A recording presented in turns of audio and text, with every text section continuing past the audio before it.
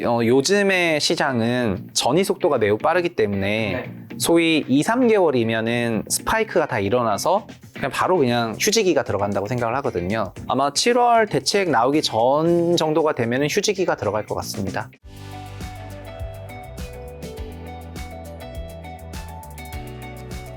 근데 많은 분들이 요즘에 경기 안 좋은 거 다 알고 계시잖아요. 그 다음에 한국 경제 성장률 전망치도 한국은행에서 발표한 것도 반토막 났죠. 이 부동산은 왜 오르는가? 그러니까 주식이야 이재명 대통령이 살리겠다 이런 코멘트를 했으니까 다 공감을 할 텐데. 네, 아까 근데 부동산도 말씀드렸지만은 부동산도 죽인단 말을 하지 않았기 때문에 안도랠리가 존재하고, 그리고 피크아웃 상황은 이어지고 있는 거기 때문에 수요는 쏠림이 있습니다. 지금 광역시 부동산까지 강세인 것이 아니라 광역시는 올해 내내 플러스였던 적이 한 번도 없었어요. 내내 하락세예요. 내내 하락세고 세종시가 혹시 좀 세종으로 갈까봐 잠깐 튀었다가 청와대로 옮겨버리니까 그냥 벙 쪄가지고 지금 석이 나가 있는 상태입니다. 세종시 부동산은. 그런데 전체적으로 보면은 광역시는 인천시조차도, 왜냐면 인천은 잘 생각해 보시면 인천의 최고가가 경기도 3분의 정도 되는 가격이거든요. 그래서 아직 거기까지는 안 온 거고요. 그러면은 나머지 광역시들의 최고가도 경기 3분의 정도 되는 가격인데 광역시 5분위 주택까지 강세가 아닌 상태가 계속 이어지고 있고, 지금은 뾰족하게 더 가고 있습니다. 서울 5분위, 서울 4분위를 중심으로만 매우 뾰족하게 가고 있는 그런 상황이고, 근데 주식은 말씀하신 것처럼 키우겠다고 했고 제도가 바꾸면 밸류에이션이 바뀌기 때문에 PBR 0.9배가 1.8배 가면은 그냥 3천이 6천 되는 겁니다. 근데 그거는 이제 그렇게 가는 건데, 부동산도 유동성이 공급이 안 되는 게 아니에요. 부동산도 현재 월간 유동성이 6조 원 이상 공급이 되고 있는데 수도권에만 공급되고 있으니까 비례하면은 과거 10조 공급되는 거랑 비슷하거든요. 결국 수도권도 유동성 마켓이고 유동성이 공급이 되니까는 이제 가격 상승이 일어나고 있습니다. 그럼 이 강세가 지금 수도권 전체로도 퍼질 수 있나요? 서울은 이미 됐고 아니요, 경기도... 그럴 정도가 되려면은 네. 말 그대로 진짜 구조적인 진성 강세장이어야지 되는데요. 아까 말씀드린 것처럼 15년에서 21년을 저희가 다 경험을 했고, 네. 15, 21년의 끝은 전 지역 강세였잖아요. 네. 지방 취득세 1억 미아도 강세, 맞아요, 뭐 맞아요. 5만 다 강세였거든요. 네. 심지어 비아파트도 강세였단 네. 말이죠. 근데 그 정도까지 돼야지 이제 소위 수도권 전 지역 강세라는 표현을 쓸 수가 있는 건데, 지금은 저는 이제 좁고 뾰족한 강세라고 쓰는 게 그 정도 레벨은 아니라고 생각을 하는데, 뾰족하다는 거는 상승률은 더 높다는 거거든요. 왜 뾰족해졌냐 그러면 뭐 이런 질문이 가능한데, 과거에 저희가 살 수 있는 그 레버리지율이 LTV 70%였는데 네. 지금은 LTV 80이 되고 있습니다. 네. 그러면은 3억 갖고 있는 사람이 살 수 있는 게 LTV 70일 때는 10억을 살 수 있지만은 LTV 80이 되면은 15억을 살 수가 있거든요. 결국에는 3억을 갖고 있는데 LTV만 조정하면은 내가 살 수 있는 가격군이 50%가 뜬다는 건데요. 지금 이런 고 LTV 대출 프로그램이 있기 때문에 뾰족하게 나온다고 생각을 하거든요. 결국 지금 LTV 80 체제로 가는 과정에서 상승하는 지역이 그냥 적절한 상승, 유동성 공급 정도가 아니라 레버리지까지 먹어가지고 초과 상승하고 있는 그런 패턴이 나타나는 것 같습니다. 근데 이제 대표님은 원래 이제 증권회사에도 계셨잖아요. 네. 그래서 한 가지 주식이 전공이죠. 주식도 궁금한 게 있어서, 코스피가 우리나라 대통령 선거 6월 3일에 있었단 말이죠. 코스피 6월 2일이 2698이었어요. 2700으로 칠게요. 심플하게 그냥. 지금 6월 24일 3096, 3100으로 칠게요. 그럼 고작 22일 만에 400포인트가 오른 거거든요. 네, 15% 떴습니다. 근데 사실은 대통령이 바뀌었지만 지금 당장 뭐 그 사이에 뭘 한 건 없잖아요. 왜냐면 할 수 있는 시간이 없었으니까. 앞으로 뭘 하겠다라는 거지. 그럼요. 근데 대통령 한 명이 바뀜으로 해서 지금 당장 뭘 공약을 집행할 시간도 없었는데 주식시장이 이렇게 바뀔 수도 있는 거예요. 그럼요. 이건 왜냐하면은 주가는 이익 곱하기 멀티플인데, 그 지금 이익이 바뀌는 것이 아니고 멀티플이 바뀌는 거거든요. 멀티플은 왜 바뀌냐면, 멀티플은 여러 가지를 반영을 하는 것인데 제도 시스템 성장률 등등 많은 부분을 반영을 하는 건데요. 지금은 멀티플이 올라가는 형태로 시장이 바뀔 겁니다. 그리고 그러니까 코스피 멀티플을 얘기할 때 주로 PBR을 얘기를 많이 하는데, 왜냐면 코스피는 좀 시클리컬한 성격이 있거든요. 그러니까 항상 뭐 이익이 짱짱하게 잘 나오는 게 아니라 이익의 변동폭이 삼성전자, 하이닉스 실적 따라서 너무 변동폭이 크다 보니까 이익을 베이스로 하기보다는 그냥 순자산을 기반으로 봐서 코스피 PBR을 얘기를 하고, 코스피 PBR은 바닥이 0.8배 정도 되는 이제 그런 PBR 밴드가 되는 것입니다. 근데 이 PBR 0.8배가 전 세계 국가들 중에서는 거의 꼴등이고, 근데 일본도 보면은 아베노믹스 기간에 그 PBR이 결국은 2더블 이상 났거든요. 이제 2012년부터 놓고 보면은 거의 지금 금융위 이후부터 저는 계산하는데 한 2.5배 이상 올랐으니까 그게 어떻게 올라갔냐면은 이익 그로스도 있었지만은 멀티플이 2배 이상 상승을 했고요. 한국도 PBR이 0.9배가 1.8배 되면은 그럼 지수가 2,600이 5,200 되는 것입니다. 그러면 PBR 1.8배를 어떻게 만드느냐? 그거는 결국은 PBR도 이익 성장률에 기반하고 있는 그런 수식이긴 하지만은 한국은 이제 여러 가지 제도적인 부분에서 이제 시장으로 돈이 들어오지 못하는 그런 환경들이 많이 있었는데 그게 바뀌게 되면은 그게 변화가 있을 거라고 생각을 하고 그런 부분을 지금 어느 정도 반영을 하면서 가는 거라고 생각을 합니다. 그러니까 저는 5천이든 6천이든 솔직히 말해가지고 체질 개선되고 여러 가지 한국 사람들이 주식에 대해서 좀 더 열려 있게 되면은 그러니까 삼성전자를 포기할 수 있는 용기만 있다면은 전 주식으로는 다 벌 수 있다고 생각을 하거든요. 삼성전자를 붙들고 있으니까 돈이 안 벌리는 건데 그러면은 이제 극복 가능하다고 생각을 해요. 자, 다시 그럼 부동산 돌아서 서울 아파트 거래량 지금은 어느 정도고 이 거래량 급증 현상 언제까지 이어지나요? 그리고 거래량 급증하고 있으면 좀 집값이 오르고 있으면 매물은 걷어지고 있나요? 요즘 계좌가 없다는 얘기가 많이 들었습니다. 그게 닫힌다는 건데 이쪽 업계에서는 닫힌다는 말을 쓰는 건데요. 근데 상승기 때는 거래량이 증가를 합니다. 네. 그리고 하락기 때는 당연히 거래량이 위축이 되고요. 그렇죠. 그래서 2, 3월에 토어제발 랠리 서울 5분위만 올랐을 때도 네. 4월 기준으로 뭐 거의 한 7천 건까지 올라갔잖아요. 그러니까 3월 기준으로 10,000건까지 올라갔으니까 맞아. 이제 굉장히 많이 올랐었다가 4월에 5천 건대로 떨어졌다가 5월 실거래는 아직 6월 말이 안 됐으니까 마감이 안 됐는데도 지금 거의 8천 육박하니까 거래량이 다시 돌아선 거죠. 거의 한 10,000건에 육박을 하겠네요. 네, 10,000건 이상 만약에 보세요. 5분위만 강세일 때도 10,000건인데 4분위, 3분위도 강세면 10,000 돌파하는 거죠. 이거는 그냥 답이 정해져 있는 겁니다. 네. 그래서 거래량은 강세장일 때는 거래량이 증가하는 패턴을 보이고 약세장일 때는 위축이 되는데 지금은 5, 6월이 왜 2, 3월과 다르냐면 어쨌든 번지고 있다는 거지 않습니까? 번지고 있다는 걸 본다면은 거래량도 그렇고 그냥 여러 가지 부분에서 2, 3월 지표보다는 더 이제 플러스가 된 지표들이 나올 것 같습니다. 그러면 거래량, 뭐 호가, 실거래가 다양한 지표들이 있을 텐데 지금 가장 주목해야 될 데이터 신호는 뭘까요? 네, 저는 이게 전이가 되는지가 제일 중요하다고 생각을 하고요. 네. 전이가 되면 될수록 더 많은 범위에 영향을 미치니까. 전이라는 건 확산이 되는 거 말씀하시는 예, 거죠? 그래서 사실 올해 2, 3월에 토어제 지역도 그리고 작년 6, 8월에 저는 사람들이 약간 소위 반포병 걸렸다고 생각이 될 정도로 그렇죠. 그냥 서초구에 있는 모든 사람들이 저한테 반포 어떠냐고 물어봤었거든요. 그래서 강남구에 있는 사람이 물어본 게 아니라 서초구에 있는 사람들이 어마어마하게 물어봤는데 그래서 제가 그때 뭘 느꼈냐면은 작년 6월에서 8월은 반포 초강세였는데 기억하시겠지만 원밸리가 60억 찍었다 이러면서 갑자기 그러니까 3번 일주일 사이에 거래가 땅땅땅 찍혀가지고 다 패닉 바잉 하던 그 분위기가 있었어요. 올해 70억이 RR동에 한번 찍혔었나요? 네. 근데 작년 소위 앞에 4자였다가 6자로 한 번에 떠버리니까 사람들 멘탈이 나가기 시작을 하면서 작년에 반포병에 걸렸는데 그건 서초구만의 이슈였습니다. 그러니까 다른 사람은 그냥 아무런 뭐 체감상의 변화가 하나도 없었어요.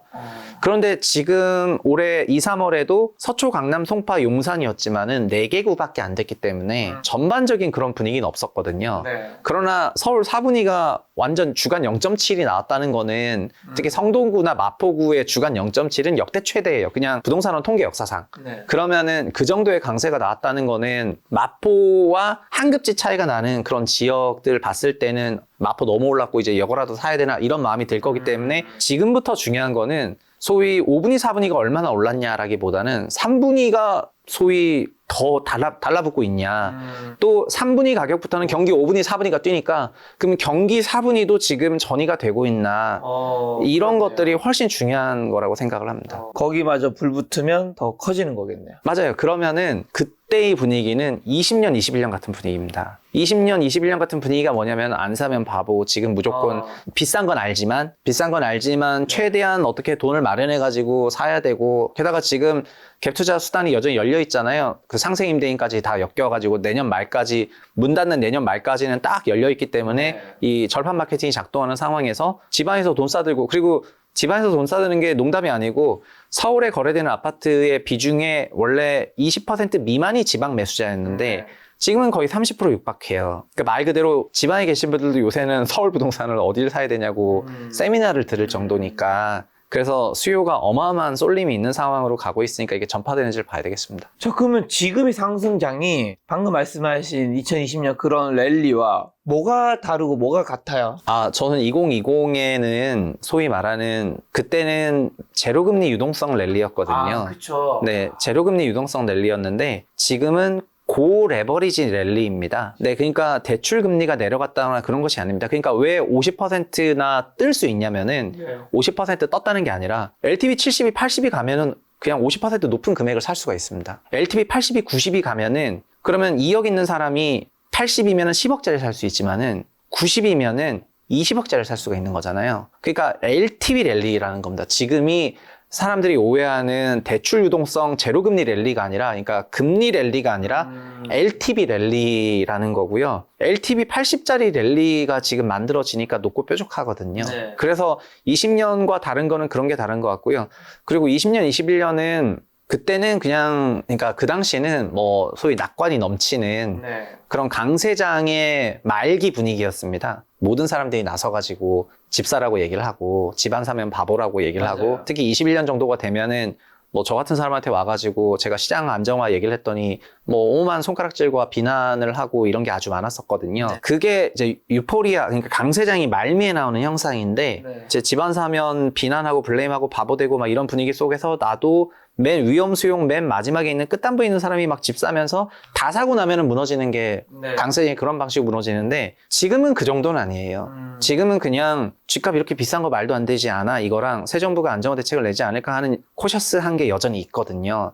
이렇게 올라가는 게 말이 돼? 라고 하는 게 있기 때문에 낙관이 완전 퍼져 있는 상황은 아니고 그래서 저는 좁지만 높은 그런 시장이어서 20년, 21년 같은 그런 구조적 강세장이랑은 다르게 보고 있습니다. 그러면 20년 그때는 영끌이 되게 많았는데 지금 영끌이 많은 거예요? 영끌 많죠. 지금도 영끌은 많아요? 그러니까 고 레버리지니까 더 영끌이죠. 네. 20년에는 레버리지를 한다고 하더라도 LTV 70 랠리고 지금은 LTV 80 랠리니까 이제 그때는 대출 규모가 많았고 지금은 레버리지율이 높죠. 그래서 다른 방식의 시장입니다. 그때는 금리가 계속 낮아지니까 그러니까 막 돈 아파트 팔아가지고 한 15억 벌면은 LI 85억 대출 받아가지고 100억짜리 건물 사서 캡레이트 2.5%고 대출도 2%니까 이거 유지해야 되겠다. 이런 레버리지였고 지금은 그렇게 대출 받는 사람이 없죠. DSR 걸리고 다 문제가 있는데 지금은 그게 아니라 내가 10억, 그러니까 소위 3억밖에 없는데 옛날 10억짜리 샀다면 지금 15억짜리 사야지 고 LTV 랠리가 되겠습니다. 자, 이재명 정부의 이제 가장 큰 부동산 정책이 이제 공급인데 서울 같은 경우 어쨌든 내년과 27년에는 공급 부족해서 집값이 더 오른다고 상승농자 얘기하시는 분들 많은 분들 얘기하셨잖아요. 요거는 진짜 그렇게 되나요? 어차피 이거는 이재명 정부가 아무리 빨리 해도 빵처럼 찍어낼 수는 없으니까. 주택을 포함해서 건설에 1년 이상 걸리는 그런 재화의 경우에는 주기성을 갖고 있을 수밖에 없거든요. 그렇죠. 사실 반도체도 그래서 주기성을 갖고 있는 거지 않습니까? 생산시설 짓고 그다음에 장비 셋업하고 이제 뽑아내야 되기 때문에 그래서 부동산도 그런 주기성을 갖고 있을 수밖에 없고 그리고 건설이나 공급은 가격 따라가는 건데 가격이 올라갈 땐 공급 늘어나고 가격이 내려갈 땐 공급이 축소되기 때문에 자연스럽게 가격이 우하향하던 22, 23년을 거치는 과정에서 중국 물량은 올해 내년 줄어드는 겁니다. 그런데 지금 가격이 상승하고 있기 때문에 지금 시점으로 보자면은 인허가라든가 이런 데이터들이 돌아설 것입니다. 돌아서고 어느 정도 주택 공급이 풀리긴 할 거지만 그것도 결국 3, 4년 후라는 거가 되기 때문에 근본적으로 이 시장은 수요 공급의 미스매치가 존재하거든요. 그 수요 공급의 미스매치를 관리하는 것이 관료들의 실력이고 정책이 되는 것인데 그냥 단기적으로 수요가 튀기 시작해가지고 공급은 없으니까 가격이 스파이크가 일어나는데 단기 강세니까 가만히 있겠다. 그럼 뭐 하겠다는 걸까요? 그래서 저는 지금 그냥 그 어떤 공급 대책을 내더라도 단기 초과 수요가 나온 부분에 대해서는 해소 방안을 내지 않는다면은 그러면은 스스로 멈출 거거든요. 그냥 너무 비싸져가지고 멈춘다거나 하는 식으로 그냥 스스로 멈출 거라고 생각을 하고요. 공급 대책이 중요하고 지금 공급 물량이 없는 것은 과거에서부터 오는 건데 과거에서부터 오는 거니까 지금 그걸 바꿀 수는 없는 거고 어쨌든 내년 입주 물량이라든가 전반적인 2022년, 23년 같은 그런 경색 기간에 있었던 그런 공급 충격을 한번 소화해야 되는 것은 굉장히 부담입니다. 저 한국은행에서도 이제 지난번에 기준금리 인하했었고 올해 하반기도 금리 인하 이제 몇 번 더 할 거라고 코멘트를 좀 했던 것 같은데 이게 부동산 시장의 전세 매매 수요에 어떤 영향을 좀 미칠까요?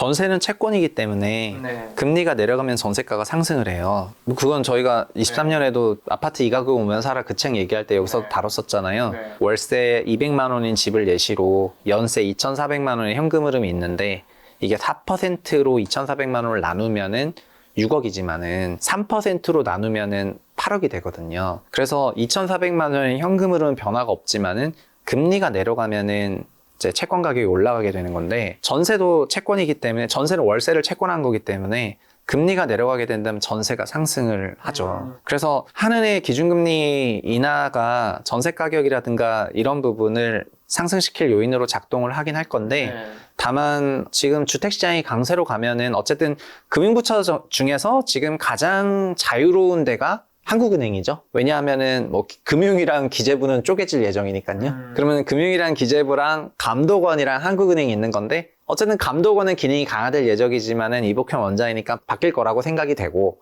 그 다음에 한은은 이제 유지가 될 거라고 생각이 된다면 한은 정도가 지금 이런저런 거시경제 안정화 정책을 조금 쓰는 것 같거든요.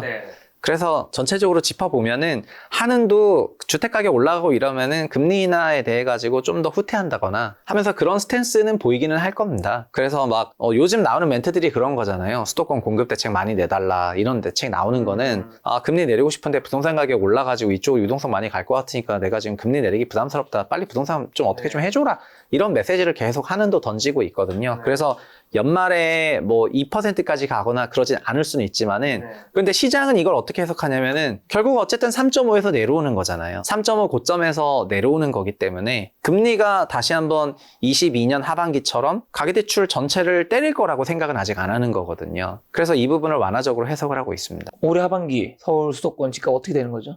요즘의 시장은 전이 속도가 매우 빠르기 때문에 소위 2, 3개월이면은 스파이크가 다 일어나서 그냥 바로 그냥 휴지기가 들어간다고 생각을 하거든요. 그래서 하반기 내내 강세다 이런 게 아니라 지금 이미 5월 둘째 주부터 거의 한 2달간 이어지고 있는 그런 강세장이기 때문에 아마 7월 대책 나오기 전 정도가 되면은 휴지기가 들어갈 것 같습니다. 그리고 대책 이후를 보고 다시 전망을 조금 해야 될 것 같고 다만 지금까지의 상황을 놓고 보면은 이재명 정부가 부동산 시장을 적극적으로 개입을 한다거나 하는 방향보다는 서울 상위 40%의 자산을 높여주는 방향으로 설계하고 있는 것이 아닌가라는 그런 추측을 하고 있기 때문에 주식과 부동산에서요. 그렇다면은 부동산 시장 안정화보다는 그냥 부동산 시장의 강세를 용인하는 방향으로 갈지 않을까 하는 그런 저는 추측을 하고 있는 상황이고 7월 말이든 8월이든 대책 나오면은 그 추측이 맞은지 틀린지 보면 될 것 같고 그걸 통해 가지고 그 이후는 다시 전망하면 될 것 같습니다. 그런데 현재 기조로 봤을 때는 그냥 지금의 강세장 기조가 이어지다가 그냥 대책 나오기 직전쯤 돼서 조금 휴지기로 가지 않을까 해서 상당 기간은 지금 분위기가 이어질 것 같습니다. 그럼 지금 무주택자분들, 1주택자분들은 좀 어떻게 해야 될까? 7월 뭐 발표되는 거 기다려야 될까? 그냥 가만히? 그래서 이런 겁니다. 올라간 주택을 따라 사기 싫다면은 지금 5분위, 4분위가 올랐다면은 서울 3분위 주택을 매수하거나 경기도 5분위, 4분위가 올랐다면은 경기도 3분위 주택을 매수하거나 하는 것이 실질적인 대응 전략이 되는 거거든요. 그리고 올라간 주택을 따라 사게 되면 어느 정도 가격에 대한 부담을 가지고 이제 가야지 되는 거죠. 7월 이후에 아니면 새 정부가 어떤 생각을 할진 모르는 거니까요. 그래서 지금은 그냥 마음 편하게 그 소위 차상위 어쨌든 시세가 나온 차상위 지역을 쳐다보는 것이 맞는 건데 이런 생각들이 아까 말씀드린 전의를 만들어내는 거거든요. 그러니까 이렇게 대응을 하실 수밖에 없지 않나 이렇게 생각을 합니다. 자, 또 청년 신혼 주거 지원 확대가 혹시 소형 아파트 가격 형성에 미칠 영향 같은 건 좀 있을까요? 아니요, 그런 영향은 별로 없고요. 지금 소형 아파트 가격에 미치는 영향은 전세 사기 때문에 가장 큰 영향이 있었고요. 소위 주거의 약 30%를 차지하고 있는 빌라의 전세 기능이 사실상 망실됐기 때문에 그 전세를 소형 아파트 전세로 전이되는 과정에서 24년에 소형 아파트 전세가 상승장이 나왔거든요. 그 소형 아파트를 처분하고 갈아타면서 24년 6, 8월 초강세가 한번 나왔었던 거고요. 결국 그것 때문에 작년에 88 대책도 나왔던 건데 그 88 대책 나올 때도 이제 저도 그때 그 회의에 소집이 돼가지고 이런저런 설명을 들었는데 진단은 비슷했거든요. 22년 하반기부터 역전세가 있었고 전세 사기가 있었고 24년에 갱신 기간까지 월세가 전세로 바뀌는 과정에서 그러니까 소형 아파트는 월세로 바뀌고 빌라의 전세입자들은 소형 아파트 전세로 넘어가면서 전세가 앙등이 있었는데 올해는 그 이슈는 없습니다. 그렇지만 그거가 이제 소형 아파트 전세를 밀어 올렸던 그런 사례에서처럼 전세는 결국은 수요 공급이랑 금리인데 금리가 내려가면 전세 올라가고 금리 올라가면 전세 내려가고요. 그리고 전세 수급 밸런스가 안 맞으면 전세 올라가고 아니면 전세 내려가지 않습니까? 지금 전세 수급 밸런스는 여전히 고쳐진 게 없습니다. B아파트가 다시 전세 기능이 보강이 된다거나 아니면 전세 대출을 뭐 축소한다거나 하는 수요와 공급단의 아무런 변화가 없는 상태에서 여전히 전세 가격은 그냥 금리 따라갈 수밖에 없는 그런 환경이 되고 있는데 어쨌든 금리는 내려가는 국면이니까 내려가는 속도에 대한 그런 차이는 있더라도요. 그런 방향으로 본다면은 전세가는 어느 정도는 올라갈 겁니다. 다만 저희가 상승도 그래서 계량화를 해야 되는데 주간 0.1%대 상승이 나왔을 때 저희가 강세다라고 얘기를 하는 건데 주간 0.1. 네, 전세는 지금 소수점 둘째 자리거든요. 네. 그러니까 전세는 현재 기준으로는 좀 안정화가 되어 있습니다.